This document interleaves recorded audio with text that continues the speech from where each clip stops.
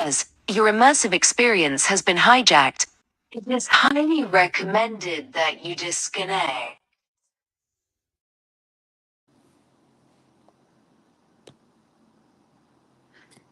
They say the revolution will not be televised, but they never told you why. It's because a camera can only capture a spectacle. It can't capture a shift in the marrow. It can't record the moment a person stops believing the lie that they are a standard to be managed and starts understanding they are a resource to be realized. Good evening, and welcome to the Immersive Experience. This is a podcast about you, for you, and if you're brave enough to listen, it's from you. I'm your guide, Desi Lou, and tonight we are dissecting a poem. But we're not just dissecting it. We're going to talk about how it relates to us today, how it kind of is still very relevant to what we're seeing in the world today, how we shun ourselves, how we don't intend on fixing our mind. And so the poem that I'll be reading is by Gil Scott-Heron. And I don't know if you guys remember him, but he was a musician, an activist, or maybe you call a poet, and that's what he was. And this is him. And so we'll be talking about the poem, The Revolution Will Not Be Televised. And I am going to read it because I don't want any issues with people saying that then they're going to shut me up and they're going to be like, you don't have rights to say this, to play this. So here we go. You will not be able to stay home, brother. You will not be able to plug in, turn on, and cop out. You will not be able to lose yourself on Skag and skip out for beer during commercial because the revolution will not be televised. The revolution will not be televised. The revolution will not be brought back to you by Xerox in 4 parts without commercial interruptions. The revolution will not show you pictures of Nixon blowing a bulge and leading a charge by John Mitchell, General Abrams, a Spyro Agnew to eat hog mogs confiscated from a Harlem sanctuary. The revolution will not be televised. The revolution will not be brought to you by Schaefer Award Theater and will not star Natalie Woods and Steve McQueen or Bullwinkle and Julia. The revolution will not give your mouth sex appeal. The revolution will not rid of the nubs. The revolution will not make you look 5 pounds thinner because the revolution will not be televised, brother.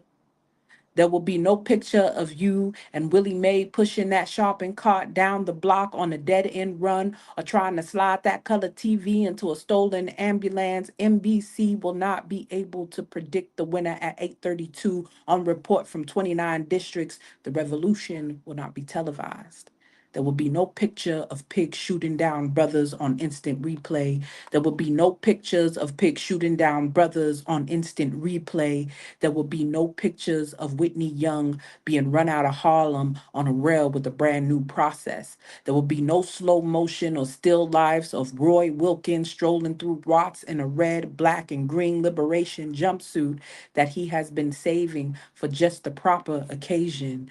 Green Acres, Beverly Hillbillies, and Hooterville Junction will no longer be so damn relevant, and women will not care if Dick finally got down with Jane. A search for tomorrow because Black people will be in the street looking for a brighter day. The revolution will not be televised. There will be no highlights on the 11 o'clock news and no pictures of a hairy armed woman liberationist and Jackie Onassis blowing her nose. The theme song will not be written by Jim Webb or Francis Scott Keys, nor sung by Glenn Campbell, Tom Jones, Johnny Cash, Engelbert Humperdinck, or the rare earth.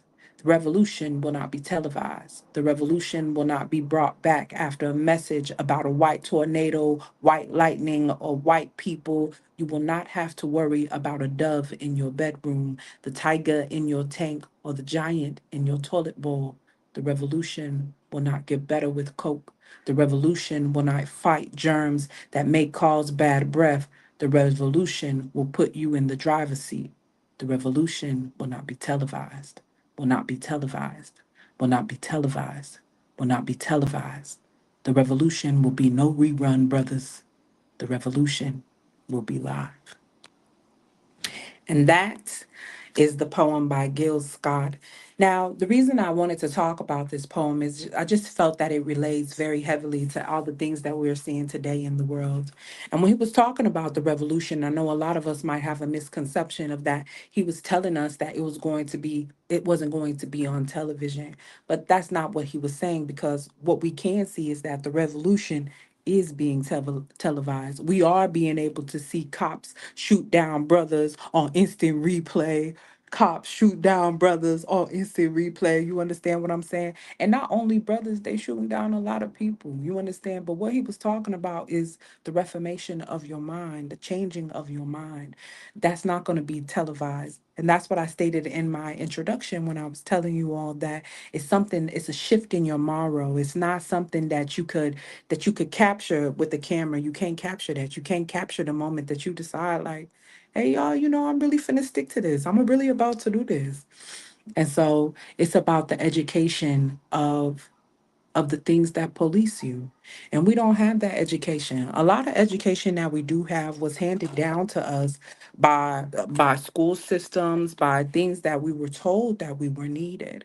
And we never put the effort in to get the real substance. We're just looking at something that somebody handed us. But the moment you decide to do the research, to get the information, this is what he's talking about. This is why and let's really dive into the depth of it. He's talking about consumerism, which is why he names all of these brands that were just high, they were high end back then. Because let me tell y'all, when I first read this poem, I was like, I don't even know what skag means. So, like, I really had to go and look at everything. And what made me relook at how I looked at this poem was there was an interview of him that they captured back in 1990, I do believe. And they asked him, he said, you in the 70s, you stated that the revolution wouldn't be televised. Do you think in the 90s that it will be televised? And he said, the catchphrase in that song wasn't about something literal. It was about changing in the mind. This is not something that you could capture. He also goes on to say that he believes that black people were the only true diehard Americans. You understand what I'm saying? That he thought that other people were able to skip processes, where black people had to carry the process through the process. Here's the thing, is that a lot of us are not willing to carry the process through the process. You understand what success is supposed to look like, but now applying that knowledge, there's one thing for us to just go out and wear a costume and act like we're this person. But to truly embody this person is a totally different thing. And that's where the revolution takes place. When you can look at yourself and you can understand that, hey, I'm about to make a change. And the change that I'm about to make, it's going to be monumental. You understand what I'm saying? It's going to be monumental because now you're going to start putting action behind all of the things that you were talking about, all of the things that you were telling yourself, but you never really delve into, the things that you never really gave yourself an opportunity to do. So now you are giving yourself that opportunity to do exactly that. You understand? So don't be afraid of yourself. I think even Fred Hampton speaks to this, right? And Fred Hampton, there's another. I don't know if it was a documentary or it just could have been a shooting of him. There's so many clips of him. It's crazy, but it could have just been a documentary or a clip of him and them showing us uh, where he was signing a contract and they were telling him like, oh yeah, we're gonna do this, we're gonna have these free food programs, and he stops it and he's just like, well, okay, but what about the education? And they were like, oh yeah, the education is included, it's all in there, and he was like, here's the thing, I don't care if the person is white, black, brown, I don't care what they are. The ideal is for us to help the people recognize who their oppressor is. It doesn't care. They don't care what it look like. So if they are uneducated about the policies and the processes that are oppressing them, then they cannot navigate them correctly. You guys, we are here. We are now. We are in this moment. I want to talk to you about the Big Beautiful Bill Act, and I think that's what it's under. where they talk about how they're changing what they call a professional degree. And I work in financial aid, of course. And so I hear a lot of people and they call in and they think, and I have to tell them, if you're already under the Grad Plus loan, even if they're taking it away, if you're already under the Grad Plus loan, you are going to be grandfathered in. You'll still be able to keep that Grad Plus loan. However, if you are a new student who's coming in and you're looking for those funds, what this now does is it pushes that resource out. It pushes you out into murkier waters with private lenders. That's what we're looking at. So that's how that bill is going to work. And I want to tell you about how uneducated about policies and definitions and things works. Because a professional degree, and this is what a lot of people thought, I don't know if this is still the case, but a professional degree has a certain definition. The definition of that professional degree is that you are not able to obtain a bachelor's and go out and do a job. For a doctor, they cannot get a bachelor's and go and practice medicine. For a lawyer, they cannot get a bachelor's and go practice law. It requires more schooling. It requires the graduate schooling. And that is why it is now called, that is the definition that defines what a professional degree is. So if we're looking at it by that definition, it was my unawareness because I didn't know that that was the definition of what a professional degree was. What I did know is that I was able to obtain money for my continuing education or my graduate schooling so that I could receive the things that were necessary, the funds that were necessary. So it's kind of the ideal of us not knowing how processes work. And so then when a process is kicked from up under us or the shortcut is kicked from up under us, now we're upset about it. And these was what he was talking about. He stated this. He said that I feel like everybody else, every other race, they got to take shortcuts. We had to carry this. We had to go to the courts. We had to march. We had to put, not only did we have to put our physical behind it, we had to put our mental behind it. We had to do processes. We had to go through all for everything to be turned away. He was like, I'm a man who was born in America, and I have the hardest time with American processes, with just being treated like human. And here's the thing, you guys, if you don't first assess your worth and decide that you're worth being treated like something, then you'll forever go out into the world trying to please other people, trying to give other people things from yourself that you you yourself have no idea how to give because it's something that you don't practice. It's not something that you give yourself consistently. And we have to learn how to delve within ourselves, to pull out the things, to be honest with ourselves. And this is what he's speaking to. This is a process that cannot be seen. If I meet you today, I don't know your life, but you know your life. You know everything that you've been through. You know your ups, you know your downs, you know the things that make you who you are. You know what I'm saying? When people just say, "Oh, that's just who I am. I don't plan on changing." And this is how we get into the fine print of freedom. The things that you think that are necessary for your survival, the things that you think are conducive for who you have to be, the systems that you have to follow. Let me tell you something. I tell kids, students all day long, let me navigate you through taking these loans out that are going to put you in debt. And let's say that if you look at the statistics, you work at a college or any college, you can look it up, and you look at the statistics and you say, well, what does this college graduate this student? How much does this student make when they graduate from this college? It'll tell you, statistically speaking, this college graduates students who make $50,000 or more in a year after graduating. But it does depend on like the degrees and things that you're getting. I'm speaking to these students and I'm telling them, I'm very transparent. I don't I don't sugarcoat nothing. And I really do that because I want them to make a well-informed decision. What my job tells me is that I'm not selling education, so I don't sell education. I give facts. I allow you to make the decision. And that's what that is. But hear me, because people are not going to be that. And that's what Fred Hampton was talking about. He speaks to the ideal that if you go and you start taking up these chairs in these offices, and you yourself have not educated yourself on the policies and the things that you considered were oppressing you, then yourself become the oppressor. What he called the Negro imperialist.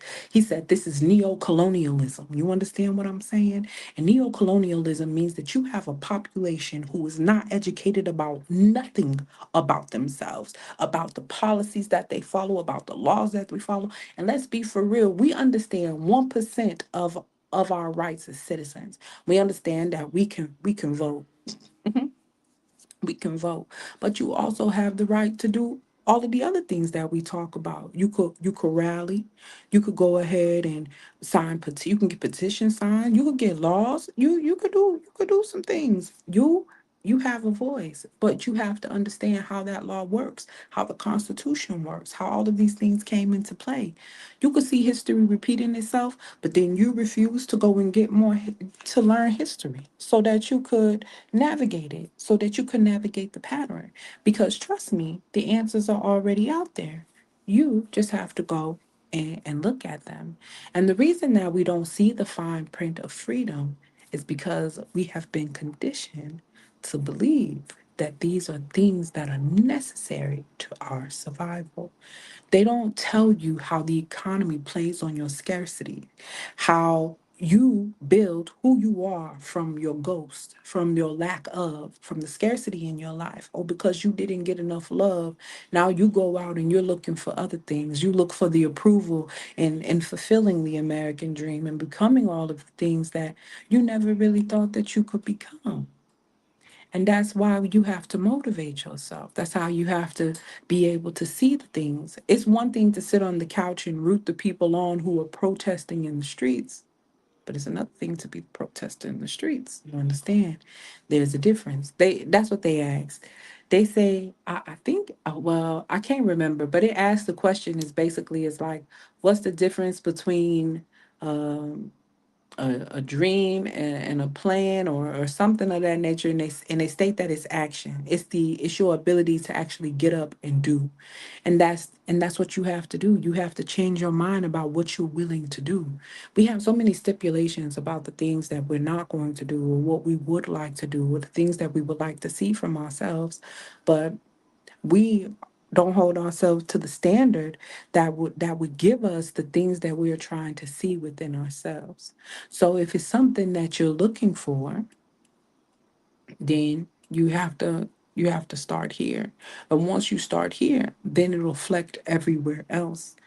And I don't think that we understand that there is a some of that suicide possible. Like you might become constipated. That's like the fine print of freedom. You understand what I'm saying? Like these are the things that come with that. These are the things that come with your decision making.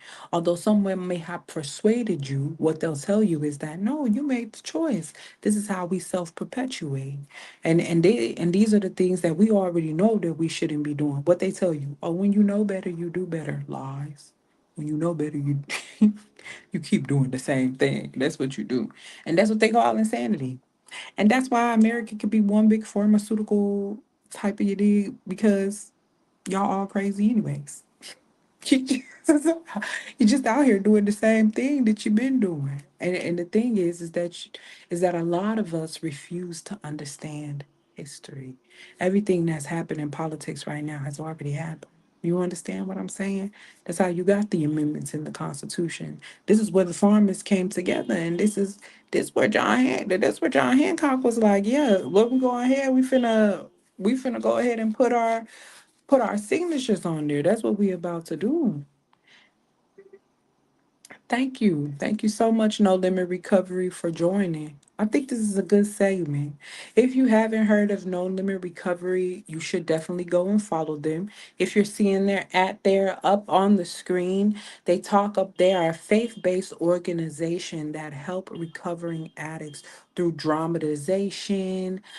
They also use props and just God, Jesus, all of those things alone. So make sure you go and you subscribe because they are more motivational. If you find yourself or you know somebody who does have a drug addiction, there might be some content there that can definitely help them. All right. So, and even with drug addiction, I will segue into that because even with drug addiction, there is a self-actualization that has to happen. You have to understand that you want to be clean, and though and it's that same understanding that happens. That's what starts your revolution. The revolution to become clean, the revolution to become something that you have never been, you understand, or to get back to a space that you have already been to. So it's just a lot of things that that poem should help you think about with the things that are going on today. All of the things that they talked about during the civil rights movement, it applies to all of us, not just some of us. Here's another thing that we should also take into account is that there was a person who stated that if you are a person who is just a bystander to something and you never speak up when it's your turn and your head is on the chopping block, there will be nobody around to take up for you, to speak up for you, because we all set the standard that it's okay to just be bystanders because this has nothing to do with me. But it if we have learned nothing, you show up in numbers, it does amazing things for you. You understand what I'm saying? Remember to keep yourself educated. That is the first thing. That was the first thing that they wanted to take away from us. What are you talking about? And even if we look at these things, they're taking away, they're banning books, they're closing down libraries, they're doing so many things. And this is because we are not utilizing our resources. These are things that they could take away because nobody's pouring into them. They're not making money and they changing up laws. Do you know? Do you know how you can aid in changing laws or getting laws to not change? Of course, you should know it on your state level. You should know all of these things. These things are important for you to know. I do think that we could be a lot more involved than we have been in being involved. To be more educated about something gives you a higher opinion on something. It gives you a firmer understanding of why your position is what your position is. Right now you could flip flop, do what you want, because oh well, that doesn't affect me, so I can be on this side, I can be on that side anytime I want. But what doesn't affect you now will soon affect you. Think of this. They killed Fred Hampton because they were afraid of how he unified a people. You understand what I'm saying? But here's something that I am also seeing, that in the current presidency that we have, that because some of the things that people believe to be major atrocities and things that are unethical, things that carry no due process or they don't require Congress's approval. These are things that are unifying the people. You understand what I'm saying? So the same way that negativity has the way to pull the people together is the same way he had positivity to pull the people together is the same way that negativity also has the ability to pull the people together. Because if multiple people are affected, then we all understand that we have a stronger cause to fight for. But if we all go into it and we're all the blind leading the blind, then nothing gets accomplished. You can protest. And what I have a poem and it states that your smoke filled heart will merely incite a protest. You understand what I'm saying? And that's all that has been happening. You have to understand that you show up. If there's something happening in your city and you feel that you should be a part of it, these are public hearings. You can always go and sit in. You can always go and and and audit these things. You understand what I'm saying? You can do whatever you want to do. And as long as you know your rights, you know what I'm saying? Then you know how to operate within them. Then once you learn the system, then you will be able to dismantle the system. But the first thing is that y'all ain't learned the system, and y'all don't want to learn the system. I always tell people, you wanna the quickest way to shut something down to pull is mess with their money. I guarantee people do not be listening to me, and I don't know why y'all don't be listening to me. Play with these people money. Play with their money, because that's what they after. That's what they protecting. That's where they power lie. They power lie in their ability of knowing that, bitch, I got more than you. And you want what I got, so you gonna do what you gotta do. We sit here and we think that we policing who our oppressors are, but like, nah, they just gave you the whip. And you your own oppressor at this point. Oh, because I'm striving for the dream that they put in front of me. You see they can plant little things and and you'll follow something for the rest of your life. I had mental on here. I want to say it was last week. I think it was like 2 weeks ago that I talked to Mental. And one of the favorite things my favorite things that I've learned from him is that your core self is unconditioned. And I started thinking, when I thought about that, I was like, well, if my core self is unconditioned, who the fuck is this bitch? And so, like, it really is those. In the same way that you have to do a deep dive on yourself, is the same way that you do the deep dive on the external processes that rule over you, that govern you. You understand? The Bible does not talk about principalities in high places for no reason. And I need you to understand that completely. These are the things that control your mind. This is a fight for this is a psychological warfare. It's here. It's here. Anxiety. You're overstimulated. You're looking at pictures of people thinking, oh, I'm this age. I should be this far along. I should be doing this. I should have this. I should stop comparing. The comparison is the thief of joy. You understand what I'm saying? Because now I'm looking at somebody else's success, thinking that I should have that, when that's not the case. You ain't did none of the things that they did. Why you not? If you want that, why you ain't go to school? Why you ain't do the things that you knew that you were supposed to do? Why are you not educating yourself on the processes you need to take to better yourself? This is what Gil Scott-Heron was talking about. This is the fine print of freedom. The ideal that if you sit down at a car dealership and they say, hey, the APR rate is 54%, you're going to be paying this for over the amount of 6 years, and with a what's them things called, a monthly payment of $768 a month. You understand what I'm saying? You sign that paper, that means you agree to the terms. Y'all can't just think that you walking into something and you could say, oh, I didn't know, but what they gonna tell you in court? Oh, baby, I gave you the paper. I gave you the paper. You were supposed to read that paper. You stated that you signed it because you stated that you read it. Y'all not reading the fine print. That's why freedom not freedom. Because you ain't read the fine print.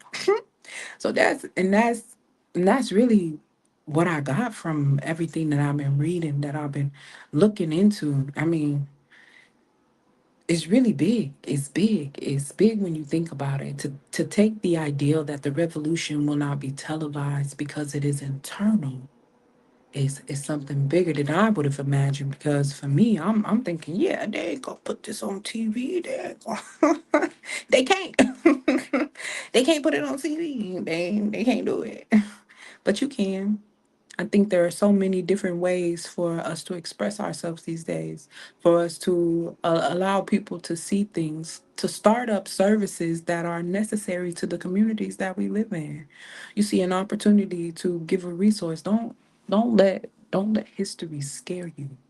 Let history be the catalyst, be the tool that it needs to be to carry you, so that you can carry the legacy a little further than anybody else was able to carry it. It's a very morbid joke. And they asked like why black people don't dream no more. And they said because the last man who had a dream, he died. You understand? And I thought that was just so hilarious. But I think there's a lot of truth to it. That they have a way of breaking people's spirits, against fighting back or believing in something, that you could better something or you can overcome something simply because you seen somebody else die, and don't nobody want to be the martyr.